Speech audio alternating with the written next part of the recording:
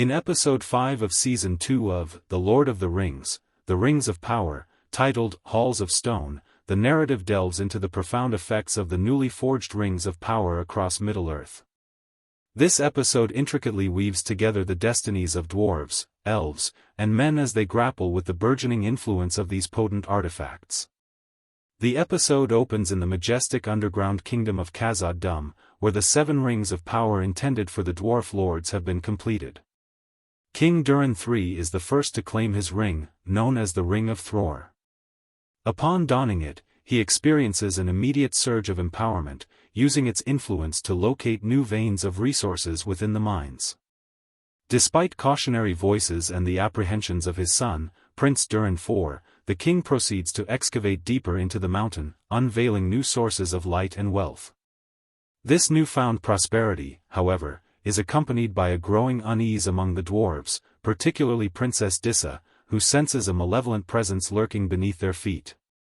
The ring's power begins to sow seeds of greed and paranoia in King Durin III, leading him to impose heavy taxes and entertain perilous mining ventures, foreshadowing potential doom for Khazad-dûm.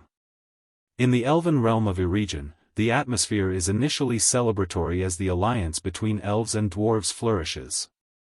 However, underlying tensions surface as Annatar, secretly Sauron, persists in his endeavor to persuade Celebrimbor to forge additional rings for men.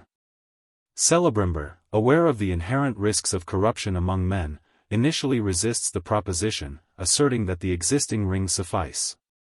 Annatar's subtle manipulations, however, begin to erode Celebrimbor's resolve, exploiting his desire for legacy and greatness. This internal conflict within Celebrimbor highlights the seductive nature of power and the ease with which noble intentions can be led astray. In Númenor, the political landscape shifts dramatically as Pharazôn ascends to power, implementing authoritarian policies that deepen societal divisions. His son, Kemen, embodies the new regime's ruthlessness, disrupting a sacred remembrance ceremony and provoking confrontations with those loyal to the former queen regent, Miriel. A poignant and tragic moment unfolds when Kemen, in a fit of rage, fatally wounds Valandil, a steadfast ally of Elendil. This act of violence not only underscores the escalating brutality within Númenor but also leaves Elendil increasingly isolated, mourning the loss of his friend while grappling with the betrayal by his own kin. The episode culminates with a tense encounter in the Southlands, where Adar, the enigmatic dark elf, proposes an alliance with Galadriel to combat the looming threat of Sauron.